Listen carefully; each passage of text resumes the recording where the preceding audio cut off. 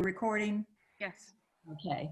The regular virtual meeting of the Board of Commissioners of the Greater Boca Raton Beach and Park District is now called to order. It is Monday, September 21st, 2020. The time is 5:15 p.m.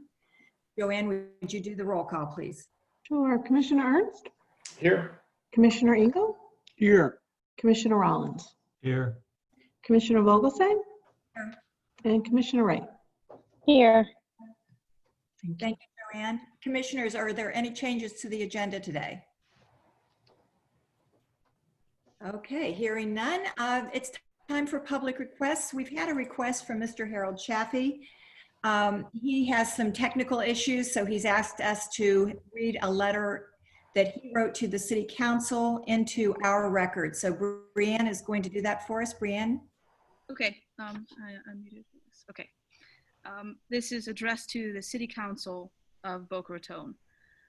I would like to bring something to your attention which troubles me and find baffling. I will put it in simple terms. You, the City Council, are going to take our taxpayers' money from taxes and invest in a troubled golf course outside the city limits to possibly increase the value of homes in a private community, not even in the city, where they have never paid these tax dollars to support the city of Boca Raton, and at the same time bail out an investor who inherited a course which cost him $750,000 a year to keep open, which he must. So in your wisdom, it's okay to take money from taxes to take ownership and run this golf course and make repairs which will be beneficial to the owners of the homes in that community.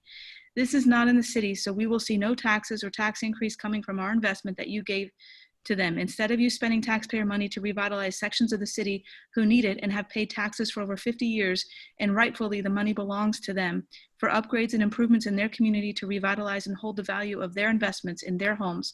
But you find it more important to ship our money out of the city limits for someone else to benefit from it.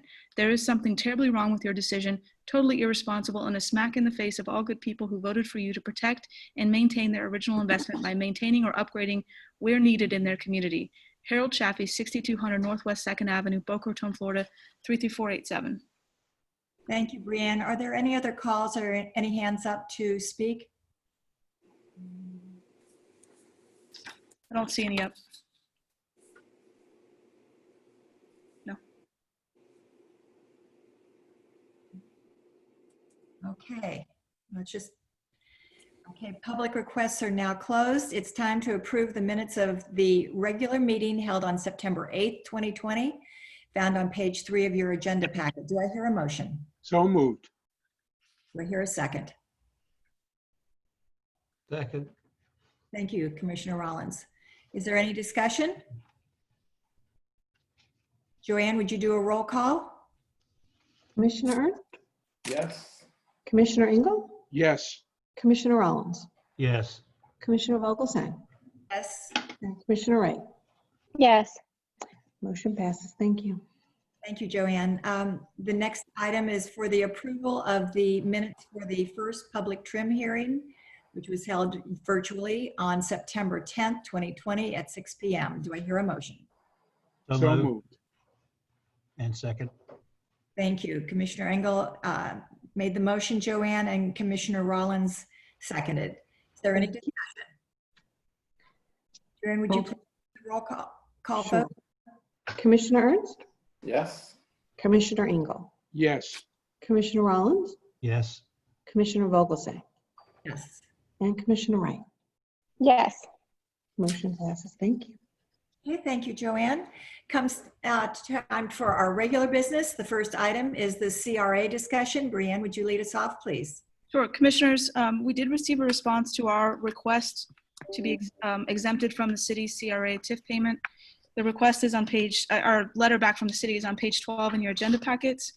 And really just for an informational, I just want to kind of update you where we're at with this.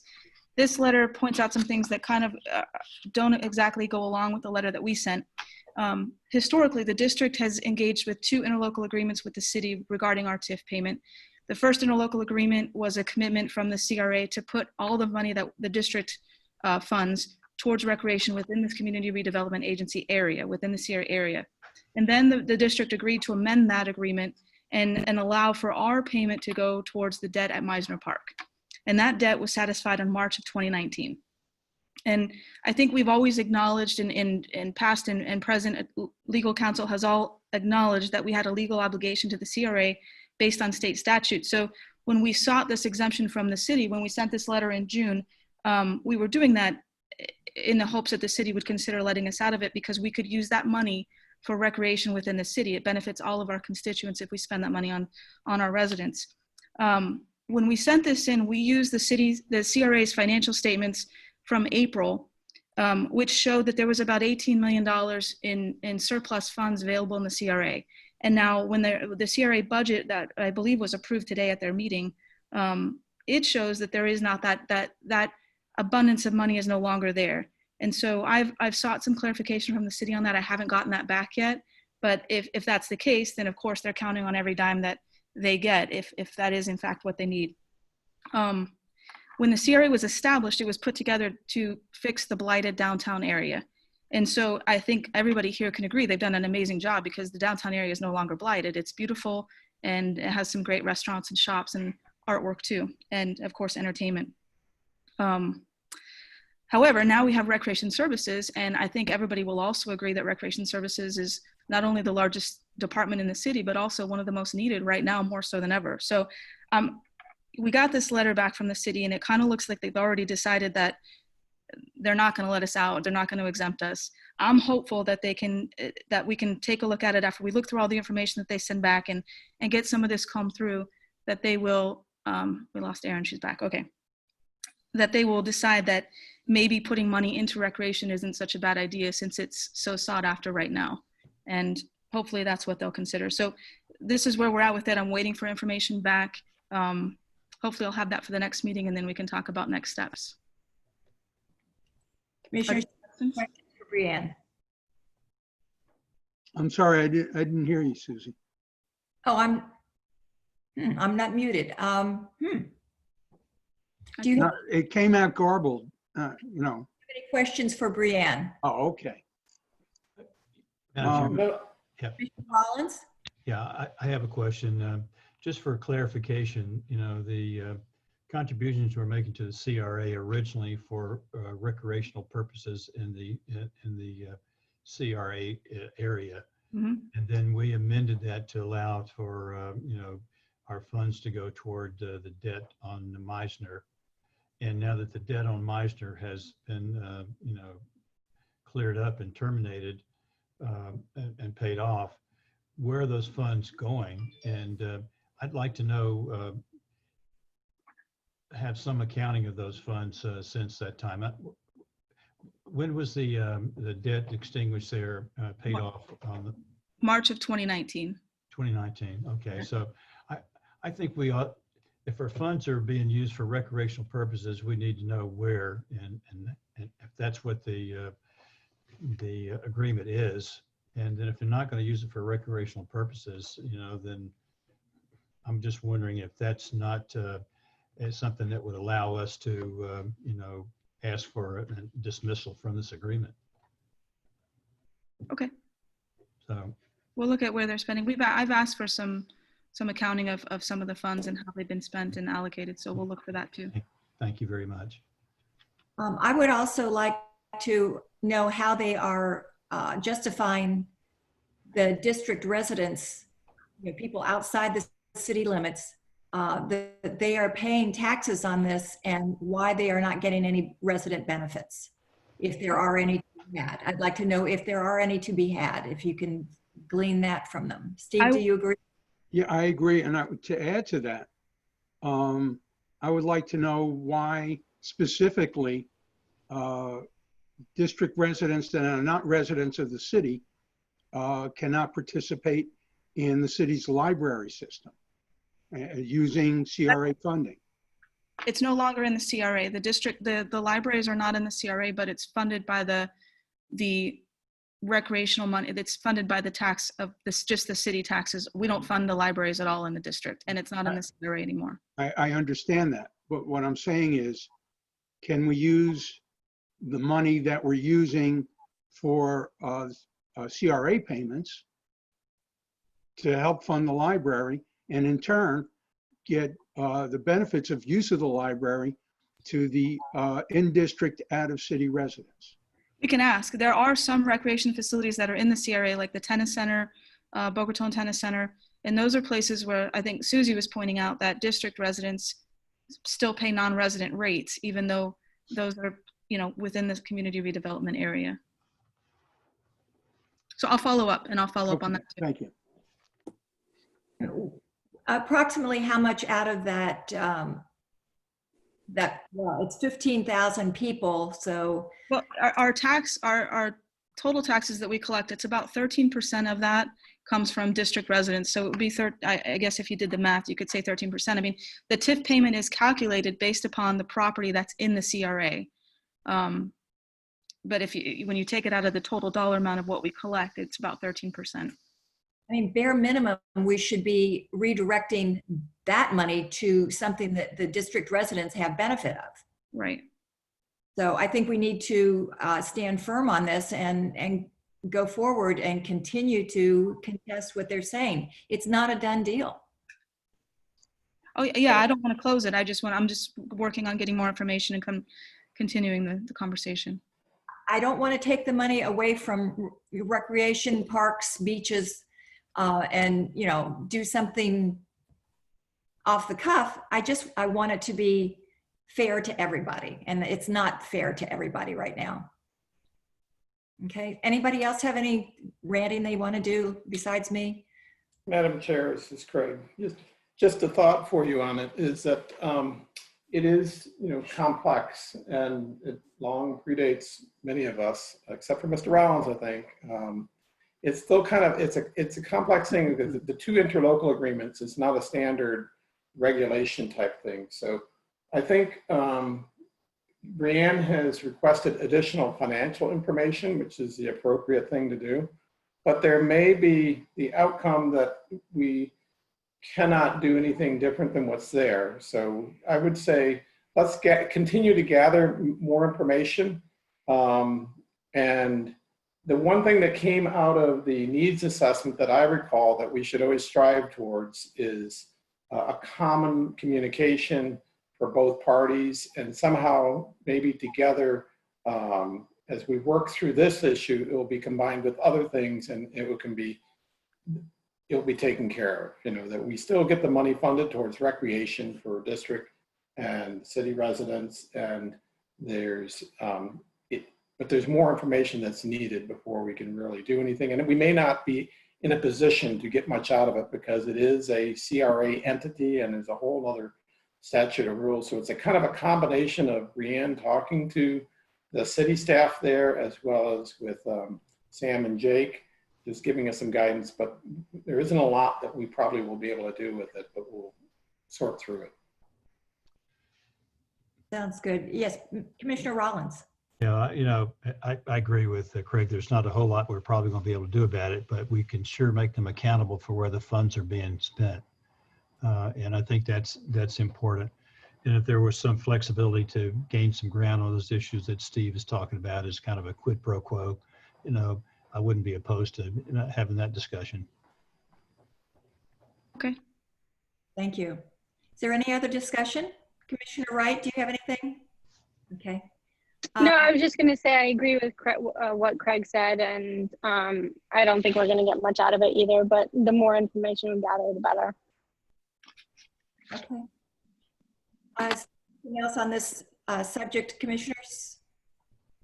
Okay, let's move to the item number 2, the Gumbo Limbo MOU. Brianne? Yes. So in your packets on page 14 is another amendment to our MOU with the Friends of Gumbo Limbo. And this contemplates the budget, of course, of this tower has gone over. So the Friends have agreed that they'll commit an additional $100,000 to the project. So we wanted to do an amendment to encompass all that. The amendment as it was written up by Jacob. A couple of changes that John Holloway has suggested and asked for.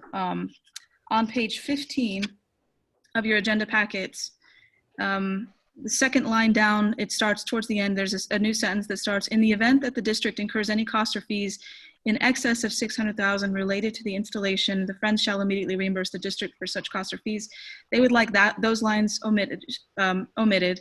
And right now, the high end of the project is 1.2. So I'm hopeful that the city's,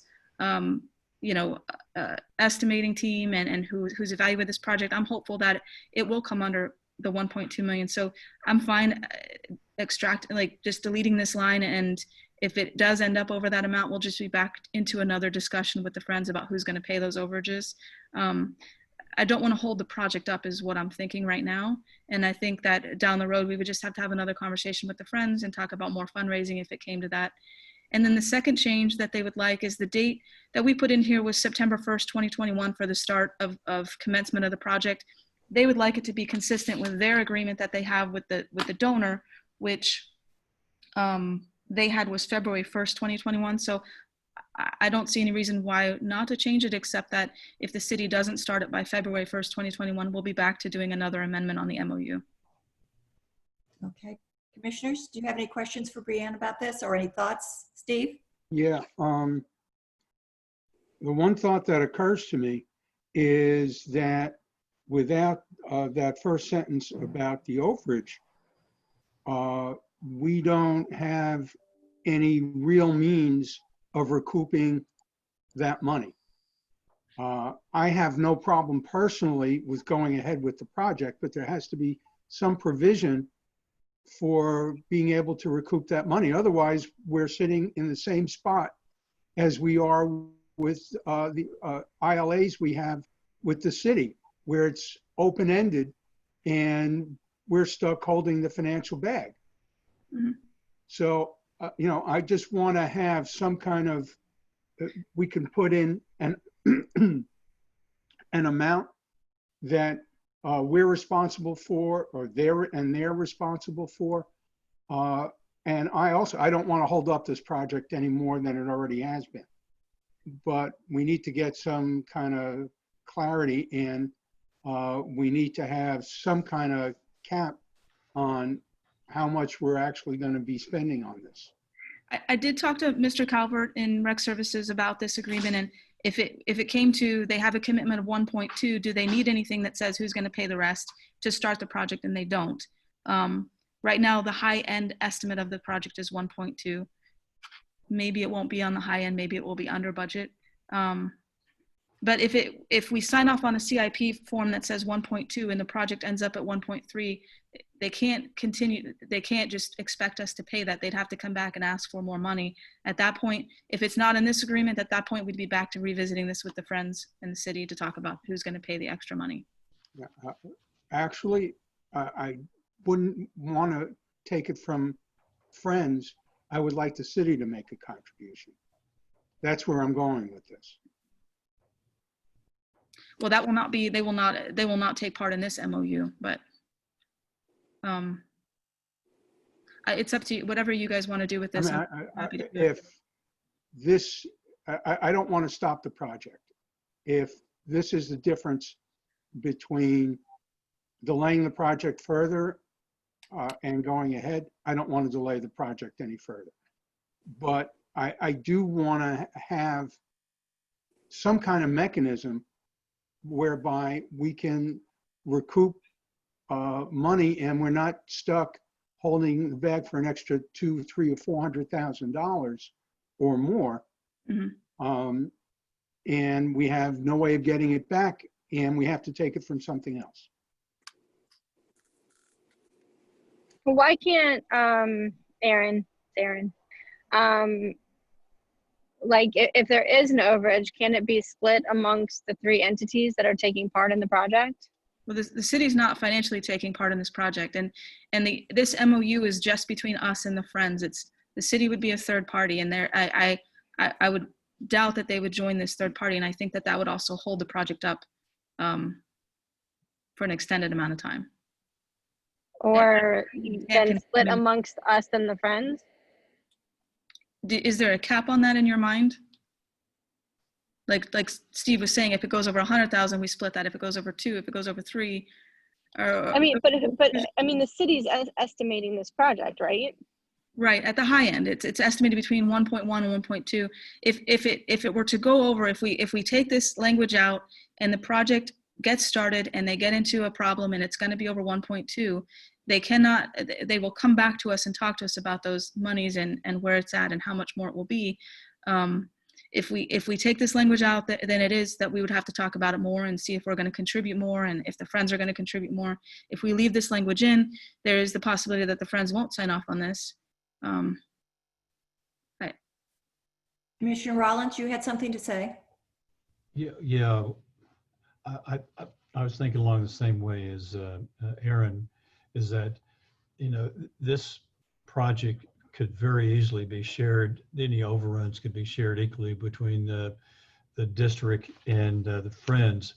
And I think it should be, because it's an effort that they've got skin in the game now with an investment from the sponsor, and I think that another 100,000 that they put in. I don't know that it's going to delay anything. Have they gotten any bids? I mean, are they prepared to start work on the project, or are they just in the RFP phase? I haven't gotten a CIP request for them, but I think they're pretty close to getting ready for that. Yeah. But Well, I can amend this to say that we'll split any overages will be split between the Friends and send that back to them and see if they'd be amenable. well, Don I is think, on this call now. I personally think that that's the way we should go. I don't know. Estimates that we've seen before, always seem to come in under the actual cost. And I give an example there of the pumps and piping, and I don't think we should be going in alone for the excess, if there is any. I think that the Friends should participate with us. Okay, we'll change that then. Well, If that's everybody my agrees. suggestion. I don't know what the rest of the commission, how they feel about it, but that's, I support Aaron's motion. Thank you. Consult with a structural engineer who felt that even $1 million was high for this whole project. So hopefully he's in the private sector too. So it's not a government contract. Do we need a motion, Sam, for to accept this MOU as it stands?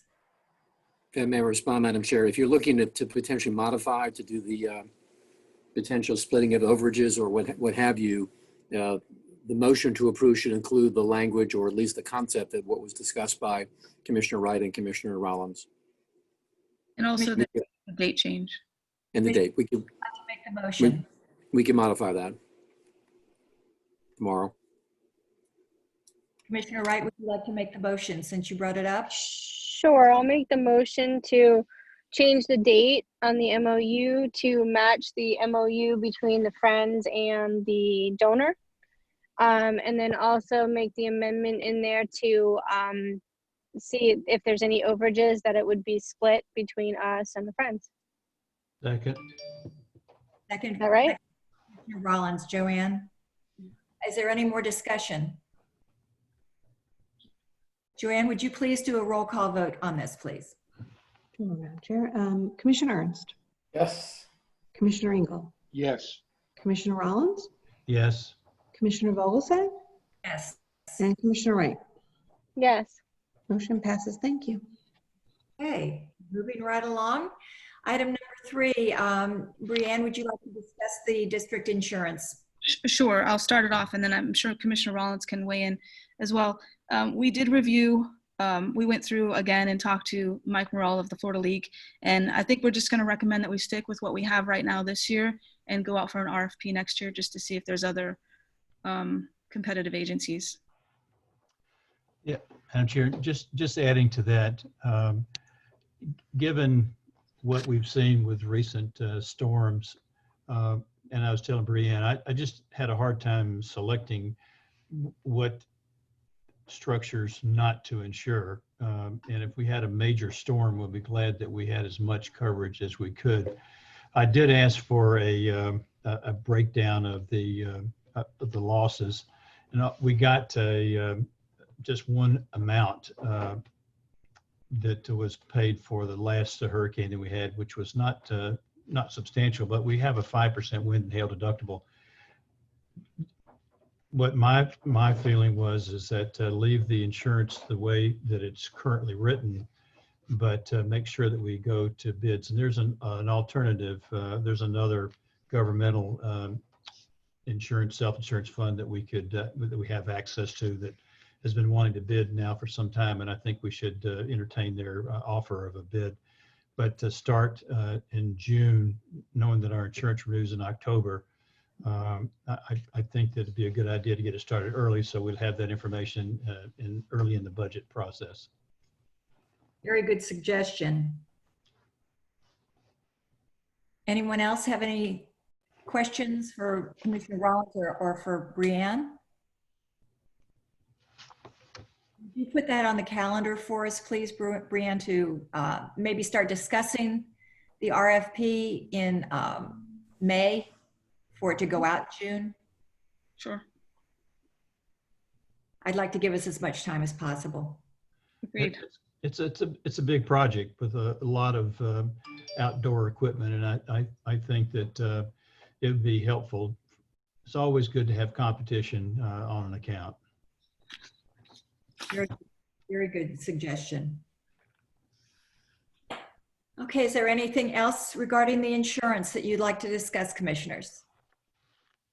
Hearing none, I would need a motion from Commissioner Ernst about the approval of fuel and invoices found on page 17 of your packet. Yes, Madam Chair, I'd like to make a motion for approval of the invoices, which included 2 large invoices for June and July for the city reimbursement. The total amount is $3,088,584.21. Could I get a second, please? Second. Thank you, Commissioner Engel.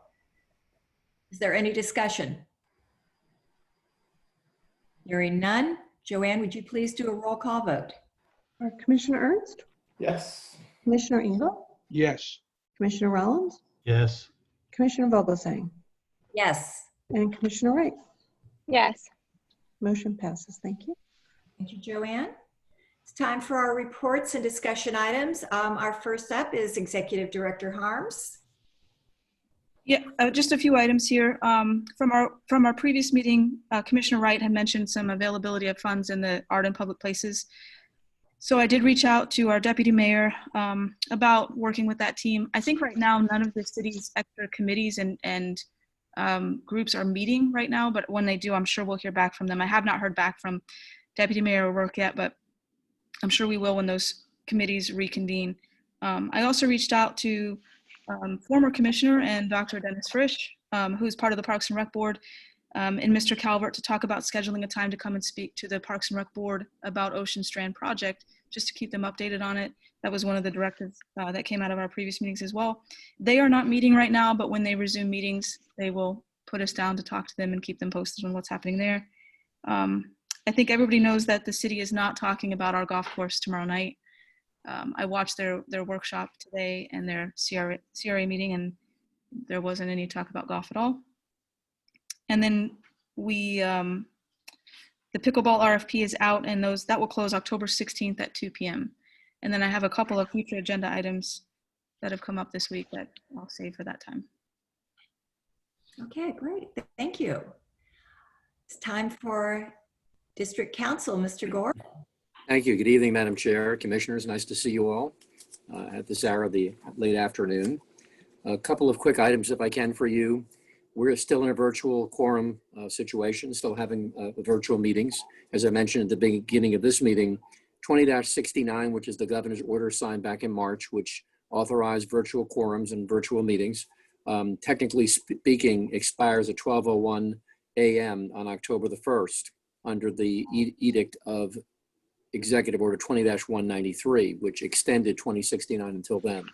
It also extended other items, other orders, but the more principal issue for this evening's discussion is for the public bodies such as this one having virtual meetings. As you probably remember, two things. You allowed me to authorize our law firm to send a request to the governor to extend. If you would permit that to occur, I'm happy to do that and send a letter. It would be, I don't want to use the word gratuitous, but from a time perspective, it could be easily crafted and sent out tomorrow to the governor requesting that, at least from a special district perspective, we would seek to have it extended. With your concurrence, I'm happy to do that. But as you may remember, the last time, the extension occurred just on the cusp of the expiration of the prior order. So we won't know exactly about October until we know about October. That being said, when we coordinate the notices for the October meetings, we're going to have to do so both on a virtual and a non-virtual basis, and with some operative language that allows the public to realize that in the event that the executive order expires by its own legal weight, that virtual quorums will no longer be permitted and that physical quorums will be required. If that's the case, we're going to look at notifying the public as to their access to the meeting. The key factor in all of this discussion is less about you, more about the public's right to access your public meetings and what they do and what they know under the state law. So we'll coordinate with Brianne, we'll coordinate with Joanne to make sure that in the event that we're sliding into October without the knowledge or notice of what's going to happen, we'll have to fix the order of the notice to make sure that it provides for alternatives to the public to know what's coming. The only open issue is the fact that the governor, when he extended trim compliance hearings, extended them to October the 15th. Why, you ask? Well, sometimes local governments make mistakes during the course of getting the paperwork ready, which is not intentional, of course, it just happens. So that for virtual meetings for trim compliance, those were extended till October the 15th. For those cities or local governments that needed to fix what they didn't do correctly by September 30th. Secondarily, Value Adjustment Board hearings were specifically and expressly extended to December the 15th. That being said, the governor had some forethought that perhaps in some instances there would be a need to extend public meetings to that point to still be virtual. VAB hearings are more often than not the board, as it were, which is the school board, county commission, and property appraiser, but are a special magistrate. In that instance, there are many hearings that occur on VAB challenges to local assessments. So it could be that the governor could open up the door to a December 15th date, or could simply say, you know what, we're going to go to December 31st. That's the last we're going to do it, and that's the end of it. So the unknown is the unknown at the moment. I wanted to bring it to your attention. I know that this organization has seamlessly transitioned from live in-person meetings to seamlessly accurate and well-documented and well-accessible virtual meetings. I say that, as I meant, you heard me from my earlier comment before you went live. Some local governments are having their own difficulty being able to do that. You've done so seamlessly with this particular platform. So first part of my discussions, without objection from the board, I'm happy to send a letter to the governor requesting an extension of the current virtual meeting quorum concept with your permission, Madam Chair. Commissioners, agreement to continue the virtual meetings if it's possible? Yes. Yeah, Commissioner Rollins, you good with it?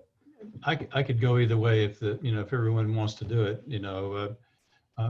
I've enjoyed this method of holding our meetings, but I also like seeing the public. And it's been a while since that's occurred. So, and if it's safe for us to reconvene, then I think we probably should. And going to the theater might be the first place I would want to start those meetings if we decided to do that. Commissioner Ernst. I echo Bob's thoughts. I'm happy to go, or it doesn't matter to me. We can continue as we are, and I support the letter if that's what's needed. Brianne, let me ask you a question. In the theater, is there a way, what concerns me is how the air conditioning system works and where it's blowing and how it's blowing. Are we going to be safe enough if we're more than 6 feet away from the public? I would think that we will. We can look at that and see how it blows on stage, and we can look at controlling it so it's not, maybe make it really cold and not have it run for our meetings. If there's some concern about that, we could wear masks. We could put up. We have these glass partitions we could separate, on the front of the stage too, if we wanted to. Not glass, plexiglass, Okay. Mr. Gordon, do we need a motion to go in this direction, or do you, I could take it upon myself, absent objection from the board, to proceed along the lines that you just described, as part of, as your chief legal officer, to independently suggesting it, but a motion would be in order, just in case the governor's office comes to ask the question, was it by motion? The answer would be yes. So maybe a motion would be in order with a roll call, if you wouldn't mind, Madam Chair, please. sounds like a plan. Commissioners? Roll call. I'll make a motion. Thank you, Aaron. And I'll second. Thank you. Joanne, would you do a roll call vote, please? I'm muting, sorry. Commissioner Ernst, Yes. Commissioner Engel, Yes. Commissioner Rollins, Yes. Commissioner Vogelsang, Yes. and Commissioner Wright. Yes. Thank you. Motion Thank passes. you. Thank you, Madam Chair and Commission. One more item, if I can. During a recent meeting or two, there was some conversation with regard to Ocean Strand and with regard to ownership of Ocean Strand. And as you remember, at the direction of the board by appropriate vote, we engaged an outside surveyor to essentially take the documents of conveyance that we had in our possession to essentially abstract them, prepare a sketch and legal description of the property for Ocean Strand, and to record a declaration that you all supported in the context of preserving the rights and the issues that relate to that property in connection with its future, particularly with reference to modifying the declaration and in maintaining that property in its pristine condition as otherwise set forth. When we received back the sketch and description from Steve Watts from Calvin Giordano, there was excluded from that description 3 parcels. And I'm not really sure I can answer the question as to why that was the case, but given the probing that we do as lawyers and the interest that you perceive to have as public officials, we were engaged to do what's called a title status or title search report, a TSR, on those 3 parcels. We contacted Steve Watts, asked him to separately describe the 3 parcels that were excluded, to give us the comfort that those 3 parcels, although not maybe part of the original conveyance, were not in the hands of private parties and were in fact still owned by the government, whether it be the city of Boca Raton or theoretically by the district. So literally within the past 2 hours, we received the TSR, which I am holding in my hands actually, dated September the 21st. And my initial review of this took me right to the certification page, where there were separate conveyances that occurred in both 1994 and in 2007. And the end result of which, without looking at this further and without having any further contact with Steve Watts or with the fund, the Greater Boca Raton Beach and Tax District, a special taxing district of the state of Florida, is essentially the owner of these undescribed parcels, or these excluded parcels. And it could be, and we're going to have to lay it out tomorrow and actually look at, it's a long report, by the way, that the deed of conveyance that conveyed the principal amount of property had as an exclusion these 3 parcels. And therefore, when Steve Watts drafted the sketch and description, he tracked the deed of record and tracked it with the exclusion of the 3 parcels.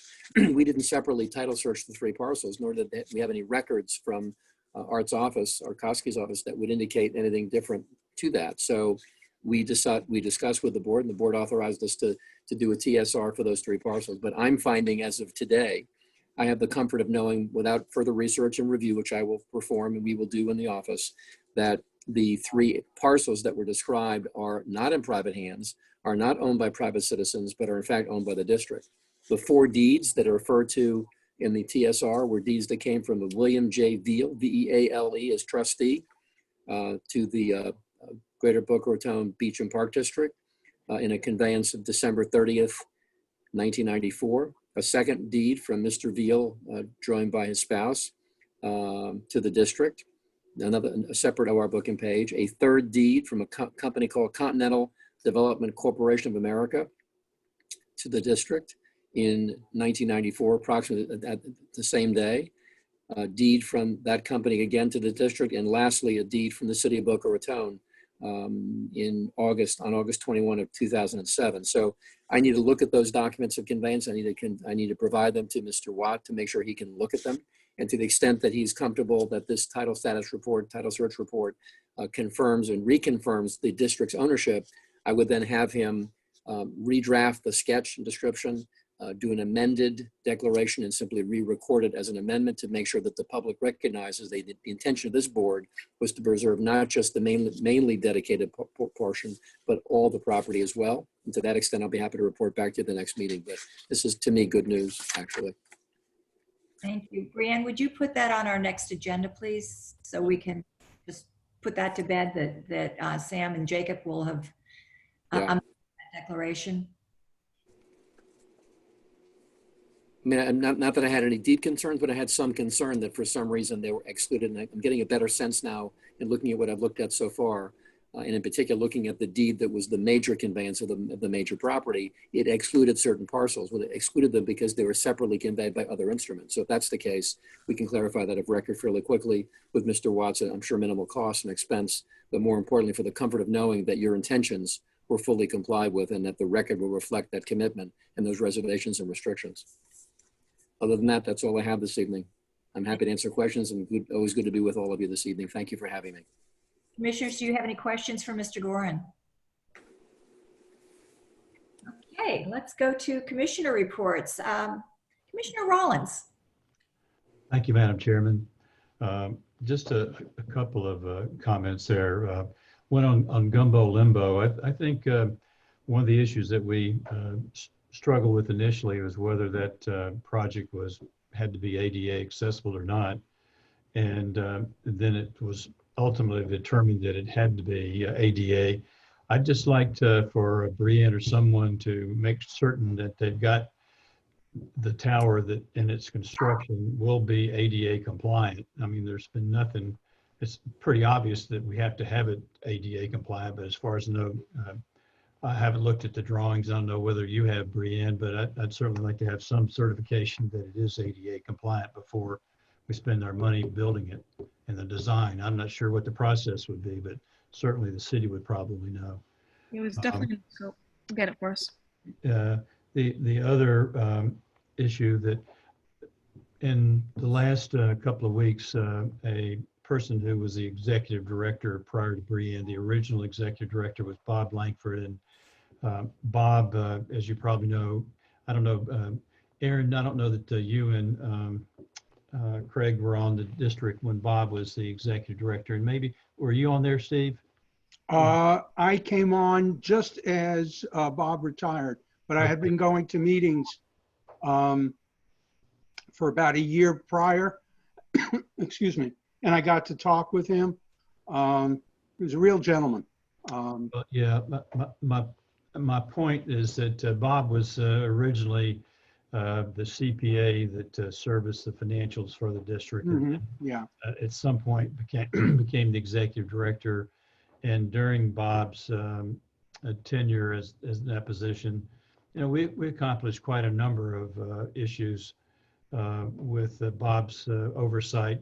And I've had a number of people from the community who have reached out to me and said, are you going to put together some kind of an article about Bob's participation and what Bob has done for the district? And with that thought in mind, I'd like to propose that we at least try to put an article together. I'm not suggesting anything else at this point, but get an article together. Maybe that Chuck could write or the Coastal Star could, to hand to that. You know, recognizing the contributions that Bob made to the recreational community in town and through his service on the district level. So I throw that out there. I don't know whether it needs to be in the form of a motion, but I just think that it's a good idea for us to let people know who was, you know, whose hand was on the tiller in the early years, and that, you know, Bob passed away. His retirement was forced upon him by a quadruple bypass, and he really never recovered from that over the years. And Bob was a faithful, you know, friend of the district, and also I consider Bob a personal friend, and I think we should do something just to memorialize his time on the district. Very good suggestion, Commissioner Rollins. I've known him longer than I think Aaron and Craig have been alive. So he was a friend of mine back in the early 80s. So when I started on this board he just took my hand and took me to every park and explained, remember how we used to have the different colors for the budgets and everything? And he'd walk me through every single version of the budget until I got it. And for that, I am very, very grateful. But I agree with you. I think we could come up with something in addition to the article, maybe some type of dedicate something in the community that we're maybe going to be doing to Bob, and we'll have to think about that. I didn't mean to step on the other commissioners, but Bob had my heart, and I will miss him dearly. Well, Madam Chairman, just let me address that for a second. I think in the initial, I think we ought to put something out, but I think ultimately a memorial of some description. And the thought I had in mind was the original effort that we had with Red Reef Park. And as you know, his good friend and commissioner was Don Capron, which a lot of you probably never, I'm sure you never met. But Don was one of the original commissioners, and he has a spot over there on Red Reef Golf Course that you may not know about it. There's a little plaque inside a piece of coral that was brought up from the beach with a little plaque in it, which I'm thinking something like that would be appropriate to have a little dedication for, not only for Bob, but maybe for his family who, put up with a lot of Bob's interest in the district and the time that he spent with the district. Just as a future thought, something like that I think would be, memorial might be acceptable. Then if I might, one last thing there. I don't know, Brian mentioned that the golf course is not coming up on the city's agenda tomorrow, and I'm just wondering why, if that belies the fact that, there's other things that are going on behind the scene that we're unaware of with other acquisitions by the city. And if we haven't ever gotten a response to our inquiries of Mike Wika and the city regarding Boca Country Club, and if not, I would be in favor of a public records request to see if there's anything there that we might be able to get our hands on that might help us understand the delay. Mr. Gorin, is that how we should proceed to get a public records request so that I suspect that you could ask for emails, letters, memos, et cetera, with regard to the processing of the request that's been on file since last spring, March, whenever the actual item was, Brianne, correct, round numbers? Well, for our golf course, yeah, I have emailed Mike Wika specifically about if they were looking into purchasing anything else, but I did not hear back from him on that. That was. If it be your wish to determine the status of our application, that's one thing. But if you're looking to determine the status of this other proposal, that's a different item. But I can certainly make that request if you so chose, and direct me to do that. We can make that request. There's nothing privileged about it. There's nothing. If there's public record data with regard to discussions, emails, letters, etc., there's no exemption for that. There is an exemption for appraisal reports for a certain period of time if they're appraising property for the purpose of acquisition. But emails and other related documents would otherwise not, in my view, be exempt unless I'm missing something that could be requested if you so chose to have us pursue them. Commissioner Rollins, is that where you're going with this? Well, listen, I don't like the idea of having to make a public request to the city for something that they should voluntarily tell us.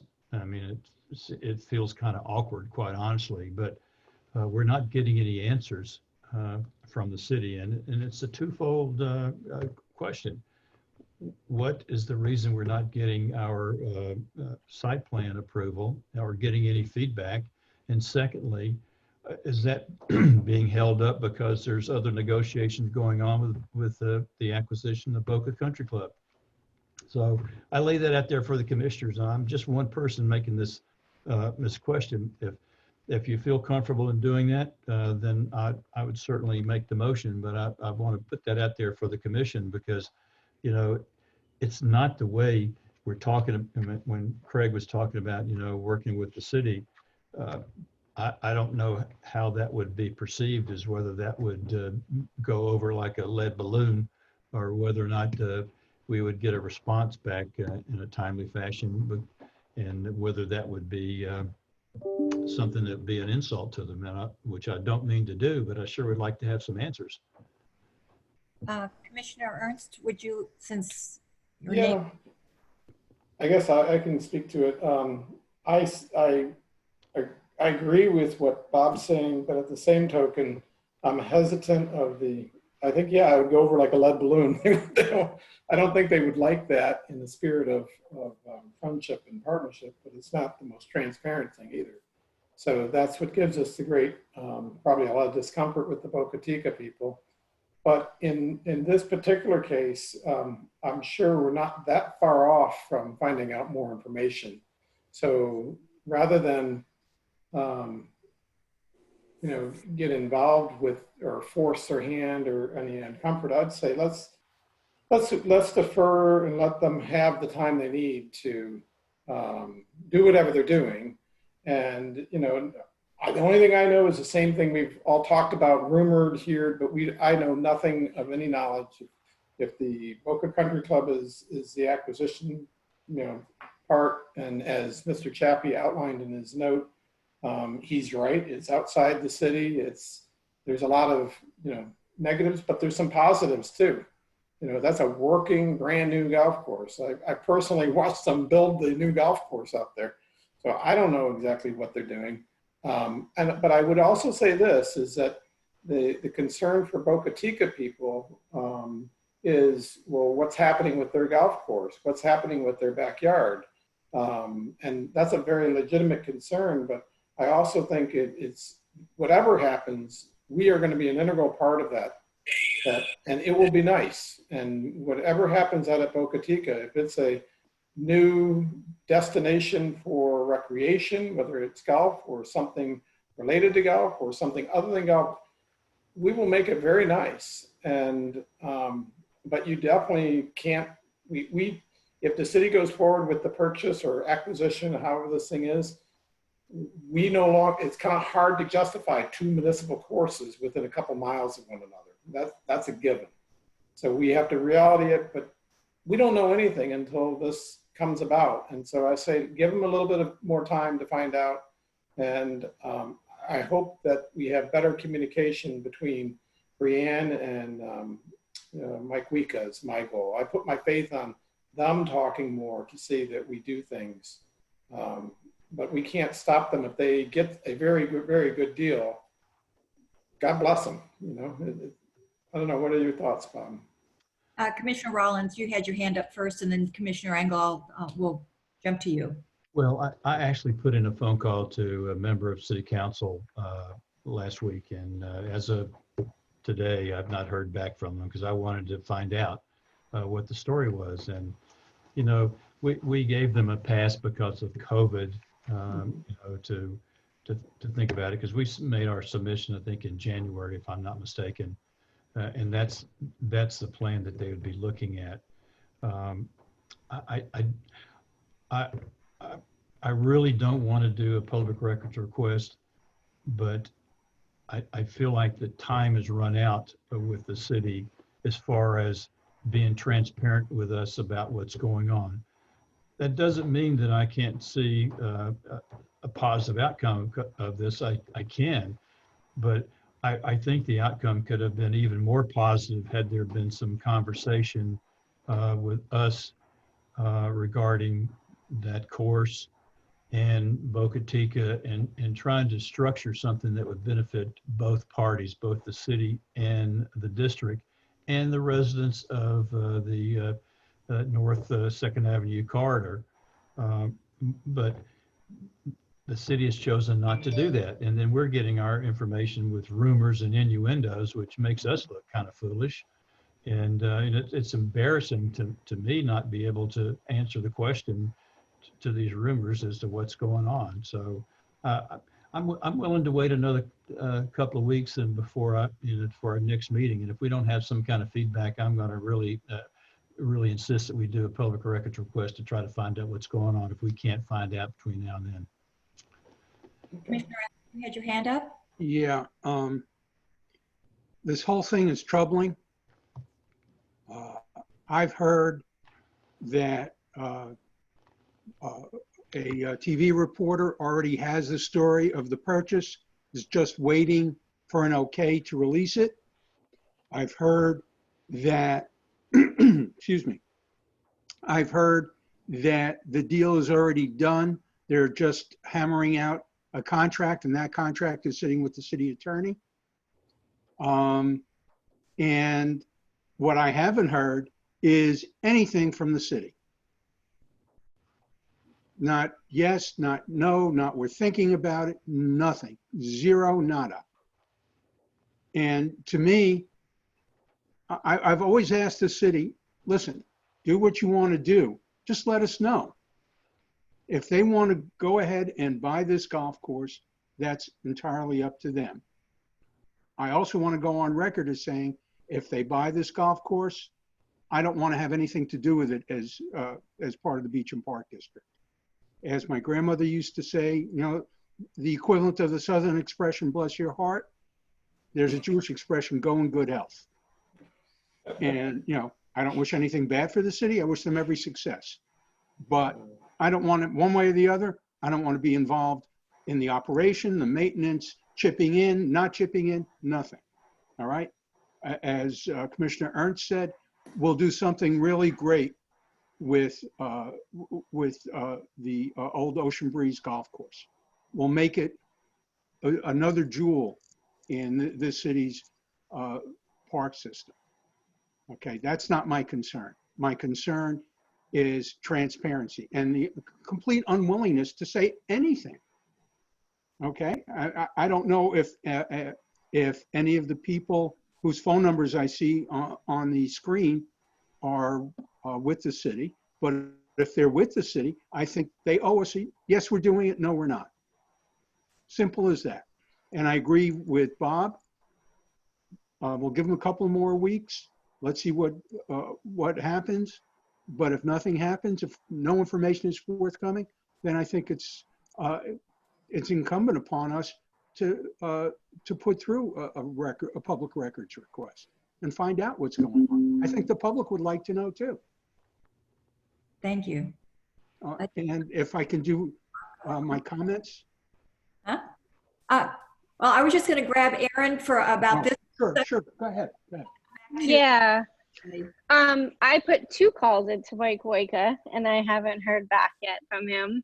And I totally agree with Bob that, you know, that I feel like the city, you know, should have mentioned this to us at some point, on the one hand, but on the other hand also that if, you know, if you think about it, if a deal is trying to get done, it's much harder to get that deal done when it's out in the public versus behind the scenes, which is a very difficult position because they know we're waiting for an answer and the public wants an answer once the rumors start.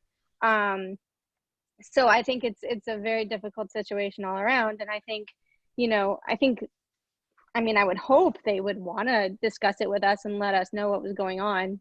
And it's just a sad thing that they felt like they couldn't because it would have gotten out or something, you know, I don't know. But hopefully we'll hear from them soon. You know, I agree with Bob though, that if we don't hear soon, we should go ahead and make a public records request so we can find out what's going on. So that's kind of my thing. Thank Are you frozen? No.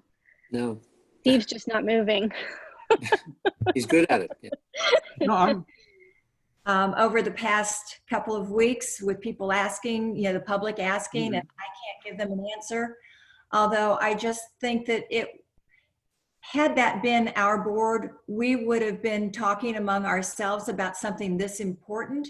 So it would be public knowledge, you know, kind of a sunshine law type of thing. But let's just put it on our next agenda that if we haven't heard anything, we will direct our district council to do a public records request. So Brianne, if you would do that for us, much appreciated. In Commissioner the Engel, meantime, I would add, sorry, Madam Chair, let's start with Brianne reaching out to Mike Rika to get an update of it. Let's start with that to make sure. And I know she's tried, but I think this will be another stimulus for some level of response from the city. And you may get the answer, yes, they're doing something. Yes, it's in the works. Yes, it's under discussion. What does it affect us? We don't know. I don't know that it's going to change anything. So, but I totally understand the lack of transparency, but let's let Brianne and Mike Rico or city staff give them the option first.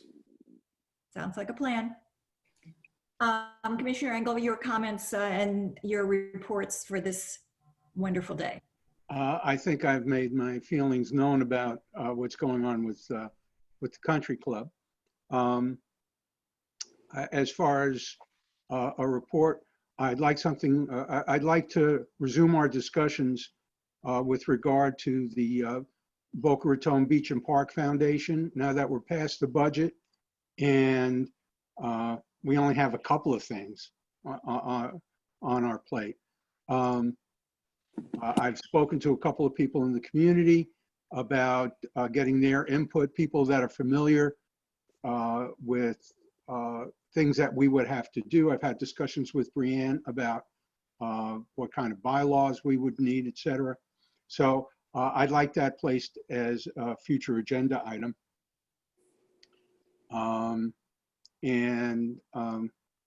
Other than that, I think that's just about it. Thank you, Commissioner Engel. Commissioner Wright. I have nothing. Okay, Commissioner Ernst. You're muted. I have nothing. Thank you. Whoa, Commissioner. Just one final comment. If I didn't mean to startle you, Madam Chairman, I was just wondering if it was acceptable if we considered putting something written together for Mr. Langford as kind of a written memorial. Oh, absolutely. If anybody has an objection, I think Bob deserves at least that byline, or his family does. Where would we put it on our Facebook page? I would think it'd be a press release, and maybe somebody at the Coastal Star might pick it up, the story up. Yeah, Boca Voice, it may be picked up. You never know, but I think a press release is a good idea. Brianne, did you have something, how you wanted to handle this? Oh, no, I was going to say that I've given Chuck some information, so I'll talk to him about writing it as a press release. And commissioners, if you have any thoughts about your remembrances of Mr. Langford, if you relay those to Brianne, maybe she and Commissioner Rollins, since he has the district history with Mr. Langford more than I do. I only had a couple of years. So if you just relay anything that you'd like to have included in the release, I'd appreciate it. Thank you, Commissioners. I don't have anything. Brianne, we did talk about the RFP for the Three Corners. Should we delay that till the next meeting? Do you want to put it on as a discussion item? I mean, until we know something about what we're going to be doing at in Boca Chica, I just think that we don't need to be. We'll defer it to the second meeting in October. That probably would be the best thing. Okay. All right with you, commissioners? Sure. Okay. Is there anything else that you'd like to have discussed at a future meeting? Hearing none, Commissioner Engel, it's time. To move to adjourn. I hear a second. Second. Thank you, Commissioner Rollins. Joanne, would you do a roll call, please? Commissioner Ernst Yes. and Commissioner Engel, Yes. Commissioner Rollins, Yes. Commissioner Vogelsang, Yes. and Commissioner Wright. Yes. Motion passes. Meeting is adjourned. Please stay safe, and we'll see you in October. Night, everybody. care. Thank you all very much. Adios. Have a good Everyone night. stay safe. Thank you, everybody. Bye. God Bye bless. now.